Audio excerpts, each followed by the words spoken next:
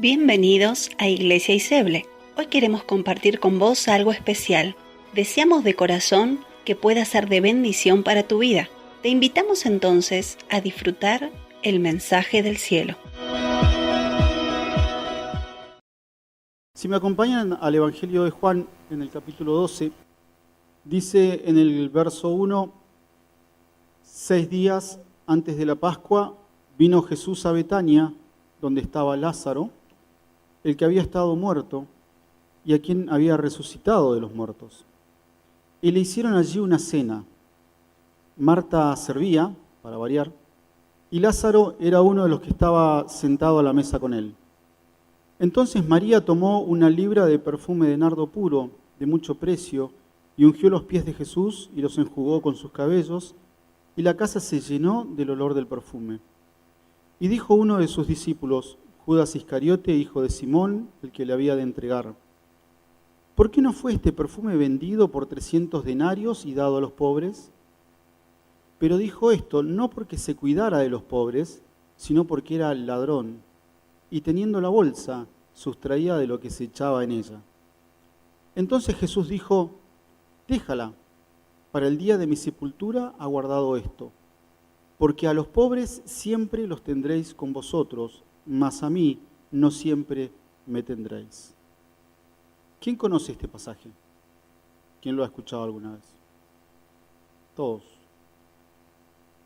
Cuando pasaron varios días de haber sostenido estas conversaciones y en medio de una charla con mi papá, él me hizo entender que al estar charlando con ellos, había estado charlando con María y con Judas. Y les voy a contar por qué. En este pasaje que acabamos de leer, se acerca al momento en el que el Señor iba a ser entregado, ¿sí? Pero Él aún no había anunciado su muerte, no había anunciado los sufrimientos que estaban por venir. Así que, en términos generales, era una visita normal, común, dentro de lo que era el peregrinar de Él, del visitar lugares, no revestía mayor trascendencia. Pero allí, en medio de la cena con la que lo convidaron, es que se acerca María y rompe ese perfume carísimo y unge sus pies. Y debo reconocer que la primera vez que yo leí este pasaje, hace muchísimos años atrás, cuando llegué a la parte en la que dice que María le enjugó los pies con los cabellos, yo pensé, bueno, calmate, no es para tanto, es como que te pasaste. Pero después, con el tiempo, pude comprender que semejante exageración era la manifestación de un corazón agradecido al extremo de no saber cómo manifestar el agradecimiento. Un corazón que al momento de ver a Jesús tomó ese perfume que a cualquiera le hubiera costado muchísimo comprar, y María y Marta y Lázaro aparentemente no eran ricos, y era todo el jornal de un año, era carísimo, ella le costó comprarlo, y que estaba siendo guardado para una ocasión especial, o sea que era un acto premeditado, no fue un impulso del momento, eso lo tenía guardado y en ese momento lo utilizó. Y rompiéndolo, agarra y perfuma al Señor, y no sabiendo cómo más demostrar ese agradecimiento que había en su corazón, es que hace este acto de enjugar con sus cabellos los pies del Señor. Y ese acto que realiza María, para aquellos que lo estaban observando en ese momento de tiempo, era mucho más choqueante que lo que nosotros podemos entender leyéndolo ahora. Porque en ese momento solamente su esposa, la esposa de un hombre o una esclava, podían tocar los pies de ese hombre para lavárselos. Y ella no era ninguna de las dos. Entonces, cuando María hace ese acto, no solamente se rindió y rompió y invirtió lo más precioso que tenía, sino que también le pasó por encima las barreras sociales de la época, rompió todos los límites, fue más allá de los límites, porque el agradecimiento que había en su corazón la empujó a esos límites. cuando estaba charlando con la primera persona de las que le hablaba, podía percibir en sus palabras la misma emoción desbordante que me imagino inundaba la vida de María. Lo escuchaba hablar acerca del Dios que le había dado la vida, que le había dado sentido a su vida, y podía percibir esa emoción que te llena la mente, que te llena el corazón y que te llena el cuerpo. Y que cuando vos lo querés expresar, te quedás sin recursos, te quedás sin palabras, te quedás sin capacidades lógicas para ir en la forma de expresarlo. No sabés cómo. Algunos se han ido de viaje mucho tiempo. Recuerdo que cuando hicimos la escalada a Lanín, ¿se acuerdan? Dejamos a mis hijos durante esos días que fue la subida. Y cuando bajamos, ellos vinieron a nuestro encuentro. Y uno de ellos no supo cómo expresar lo que había en su corazón. Y rompió en llanto. Se abrazó a mis piernas y se rompió. Porque cuando tu corazón está inundado, cuando el amor que sentís por la persona te desborda, no tenés recursos lógicos para expresarlo. Entonces todos los límites se rompen. No importa quién mira, no importa si te va a juzgar o no te va a juzgar. Simplemente expreso lo que desborda mi corazón. Y cuando yo escuchaba a este chico hablarme acerca de ese Dios que le había dado sentido a su vida, podía sentir esa misma emoción que calculo que estaba en el corazón de María y que le hizo ir más allá de los límites, que le hizo ir más allá de las convenciones.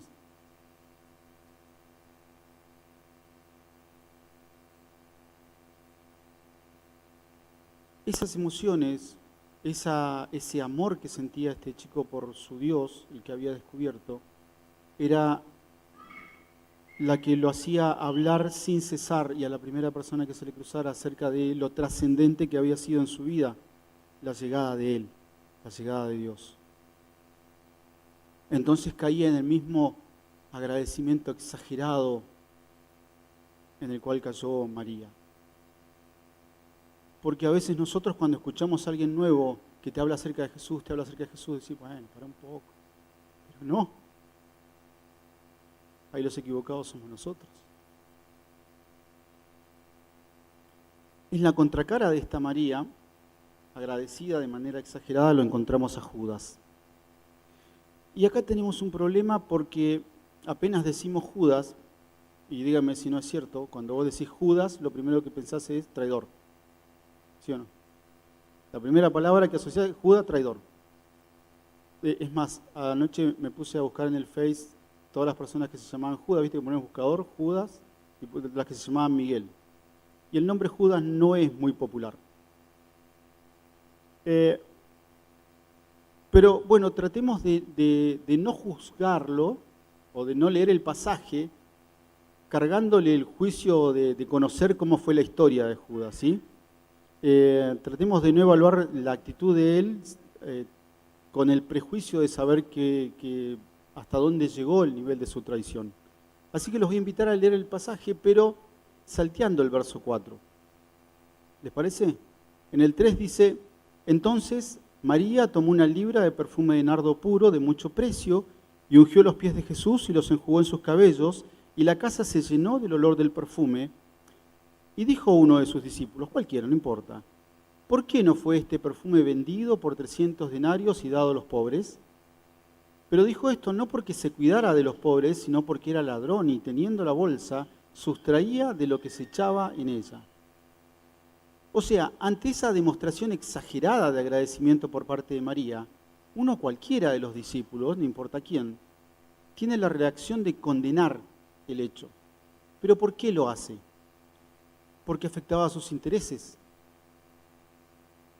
Es aquí donde se revela la motivación por la cual este discípulo permanecía al lado del Señor. Y esa razón era interés personal.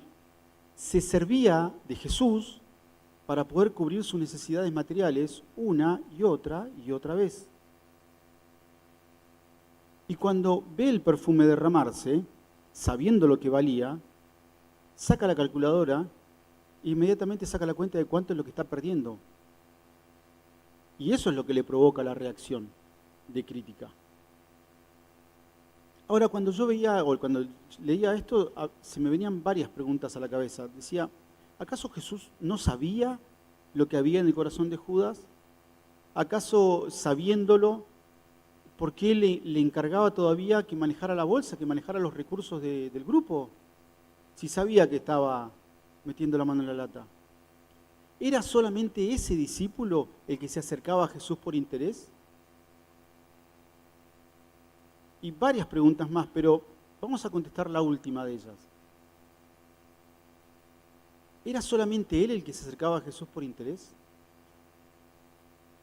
En el libro de Juan, en el capítulo 11, dice, enviaron pues las hermanas para decir a Jesús, Señor, he aquí el que amas está enfermo. Lázaro se enfermó gravemente. Las hermanas enviaron por él. ¿Por qué enviaron por él? Porque temían por la vida de su hermano y sabían que él lo podía solucionar. O sea, la misma María, junto con su hermana, es quien envía el mensaje a Jesús, en el que estaba implícito el pedido de, venite, te necesitamos. Y cuando el Señor demora la llegada, le hacen sentir su reproche. Si hubieras estado aquí, no hubiera muerto. Interés personal. En Mateo, en el capítulo 9, en el verso 18, mientras él les decía estas cosas, vino un hombre principal y se postró ante él diciendo, mi hija acaba de morir, mas ven y pon tu mano sobre ella y vivirá. Mi hija, vení, poné tu mano sobre ella, va a vivir. Mi hija. Había interés personal, por eso se acercó a Jesús. En Marcos, Bartimeo, el ciego, estaba junto al camino mendigando y escucha a la multitud, pregunta, ¿quién es Jesús? Y comenzó a dar voces diciendo, Jesús, hijo de David, ten misericordia de mí. Y muchos le reprendían y no querían que gritara, y él vuelve a decir, hijo de David, ten misericordia de mí. Entonces Jesús, deteniéndose, lo manda a llamar. Y él dice que arrojando su capa, se levantó y vino a Jesús. Y respondiéndole Jesús le dice, ¿qué quieres que te haga? ¿Qué quieres que te haga? Y el ciego le dijo, maestro, que recobre la vista. ¿Qué quieres que te haga? Se acercó por interés personal. En Lucas dice, grandes multitudes iban con él y volviéndose les dijo, si alguno viene a mí y no aborrece a su padre, a su madre, ¿eh? ¿Se acuerdan del pasaje? Y el que no lleva su cruz y viene en pos de mí no puede ser mi discípulo. Esas grandes multitudes que le seguían eran las que habían sido alimentadas por Jesús, eran las que habían sido sanadas por Jesús. Pero el Señor, cuando las veía seguirles, sabía que sus motivaciones no eran correctas. Y por eso se da vuelta y les avisa, guarda que si venís en pos de mí, pero no sos capaz de dejar todo, y vos ves más adelante que después siguió él solo con sus discípulos. La multitud se quedó. Pero venía en pos de él en función de ¿qué? De interés personal. Si analizamos la Escritura, nos vamos a encontrar que todas y cada una de las personas que se acercaron al Señor lo hicieron por interés personal. Lo hicieron para satisfacer una necesidad, todas, incluyéndonos a nosotros. Y no hay nada de malo en ello. No hubo nada de malo en ese primer acercamiento en el cual cada uno de nosotros nos acercamos a Jesús por una necesidad, porque Él se presenta como el siervo, como el que viene a servir, como aquel que viene y te dice, venid a mí los que estén trabajados y cargados, que yo os haré descansar. Entonces no hay nada de malo en ese primer acercamiento en el cual decís, yo necesito de Él, necesito lo que Él tiene, necesito lo que Él me puede dar. No hay nada de malo ahí. Pero solamente algunos de los que se acercaron a Jesús pudieron encontrar ese descanso de venid a mí los que estén trabajados y cargados, que yo os haré descansar. Solamente algunos de los que se acercaron a él pudieron encontrar ese descanso. Judas no pudo. Judas no lo encontró. Porque en la mentalidad de Judas, el Señor solo era un instrumento para usar en pos de satisfacer sus necesidades personales. Nunca hubo un cambio en la mentalidad de él. Siempre lo vio como un instrumento para satisfacer sus necesidades egoístas. Nunca pudo dejar sobre los hombros de Dios las cargas que venía arrastrando. Y al tener ese tipo de mentalidad, se vio impedido de ver la divinidad de Cristo, a pesar de convivir a diario con Él. A pesar de recibir de Él solo misericordia, día tras día, hasta el último minuto. Al hablar con esa persona que se fue decepcionada de Dios, me di cuenta que al igual que cada uno de los que estamos acá, él también se había acercado a Dios por una necesidad personal. Y ese Dios que es capaz de ofrecer, de darnos, de dar a nuestra vida sanidad emocional, física, financiera, ese que es capaz de dar todo tipo de sanidad, cuando esa persona se acercó en busca de alguien que satisfaciera una necesidad particular, la encontró en Dios. Cuando nosotros nos acercamos a Dios, ¿no encontraste satisfacción a la necesidad que necesitaba ser saciada? Yo sí. Él también. Pero se quedó al lado de Jesús y la cabeza nunca le cambió. Entonces, como no pudo descansar en los hombros de Jesús las cargas que venía trayendo, volvió a sentir necesidad sobre otra cosa y volvió a acudir a Dios. Y Dios le volvió a contestar. Y lo volvió a necesitar y volvió, y lo volvió a necesitar y volvió. Y un momento Dios le dijo, no, esta no. Y los que tenemos hijos sabemos que a nuestros hijos no le podemos decir siempre que sí, porque hay algunos pedidos que hacen que los destruyen y que es necesario decirles que no. Sabemos que no le podemos decir siempre que sí, porque si lo hacemos, deformamos su carácter, los exponemos a situaciones que no pueden manejar, los criamos con una mentalidad de cajero automático, ilimitado. Yo pido, vos me das. Yo pido, vos me das. Yo pido, vos me das. Y entonces ellos empiezan a valorar a la persona por lo que le puede dar y no por lo que es la persona. Y con Dios pasa igual.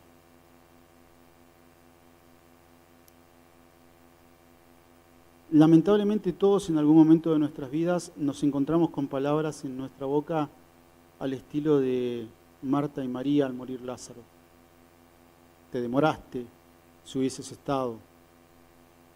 A veces una dosis de falsa espiritualidad en nosotros nos hace decir resignado, es la voluntad de Dios. Pero internamente decimos, me lo podrías haber dado, ¿no? A todos nos pasa. Todos internamente en algún momento nos desilusionamos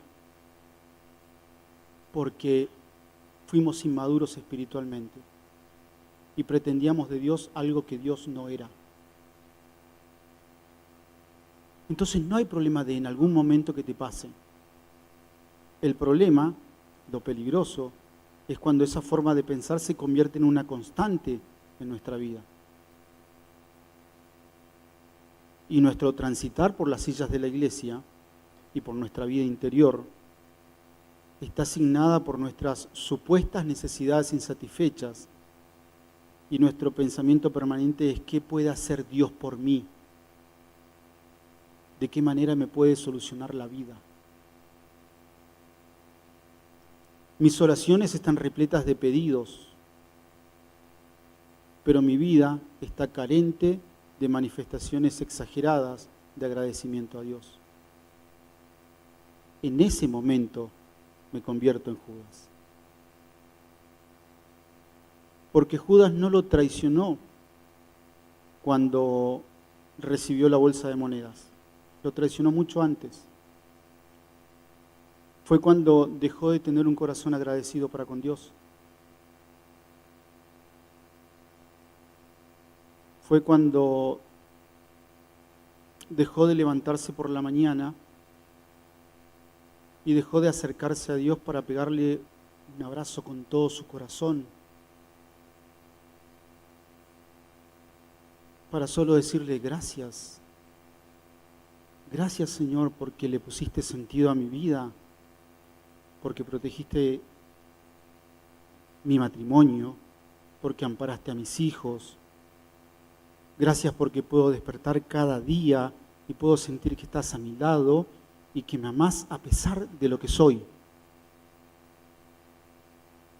Cuando dejo de tener un corazón agradecido a Dios, no solamente por lo que hizo, sino por lo que Él es, en ese momento lo traiciono.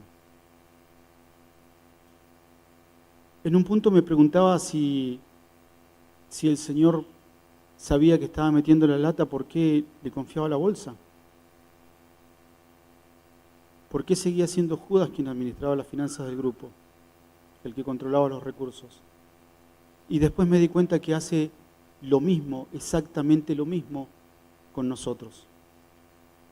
Quienes administramos los recursos de nuestra vida somos nosotros. Los que decidimos, los que tenemos la responsabilidad de decidir cómo vamos a invertir nuestro tiempo, nuestro dinero, nuestros talentos, somos nosotros. Somos nosotros los que administramos nuestros pensamientos, nuestras palabras, los que decidimos cómo invertimos nuestra vida, somos nosotros. Los que tenemos la bolsa, somos nosotros, todo el tiempo. Lo que hizo con Él, también lo hace con nosotros. Es muy fácil convertirse en Judas. Cuando él ya no le cerró el negocio con Jesús, cruzó la calle y le preguntó a los principales de la sinagoga, ¿cuánto me dan por él? Suena feo, ¿no? Cruzar la calle y preguntarle, ¿cuánto me das por él? 30 piezas de plata. El 10% de lo que derramó María. Y lo vendió. Y de manera quizás más imperceptible, muchas veces nos encontramos vendiendo a nuestro Señor por aquellas cosas que pensamos que necesitamos. Un trabajo mejor, una casa, un auto, la chapa de pastor, de líder, un ministerio, una relación sentimental. Todas cosas que pueden ser extremadamente buenas si las provee Él en los tiempos de Él. Pero cuando nos la procuramos nosotros en nuestros tiempos y ausentes de la presencia de Dios, lo único que son es 30 monedas de plata. Nada más. Y con el transcurrir del tiempo se convierten en una soga de la cual queda colgando nuestra vida espiritual.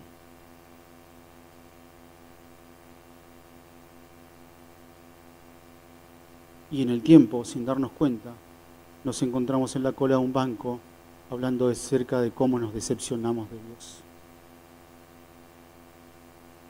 La pregunta de hoy no es quién sos, si sos María o si sos Judas, si soy María o si soy Judas, sino que la pregunta de hoy es ¿quién querés ser? Conociendo toda la historia, conociendo cómo termina, ¿quién querés ser? Porque la decisión es mía, la decisión es tuya. No te dejes engañar, no nos dejemos engañar por las cosas que aparentemente son importantes. Son monedas de plata. Así que esta semana tomémonos el tiempo de pararnos delante de nuestro Señor y preguntarle: Señor, cuando me mirás, ¿a quién ves? Cuando me mirás, cuando me escuchás hablar, cuando me ves actuar, ¿a quién ves? ¿A María o a Judas? Y cuando te conteste, porque te va a contestar, a partir de esa respuesta, comencemos a construir una vida de agradecimiento exagerada a Dios. Comencemos a dejar de lado aquellas cosas que nos distraen de la posibilidad de despertarnos con una sola pregunta en la mente y en el corazón. Hoy, ¿cómo puedo agradecerte, Señor? ¿Cómo puedo agradecerte? ¿Qué puedo darte? ¿De qué manera puedo ser exageradamente agradecido con vos? Porque reconozco que tu llegada a mi vida me rompió completamente para reconstruirme en lo que vos sos.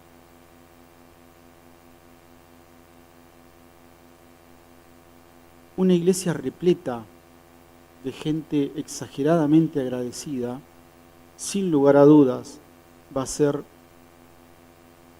tremendamente relevante y trascendente. De otra manera, solamente va a ser monedas de plata.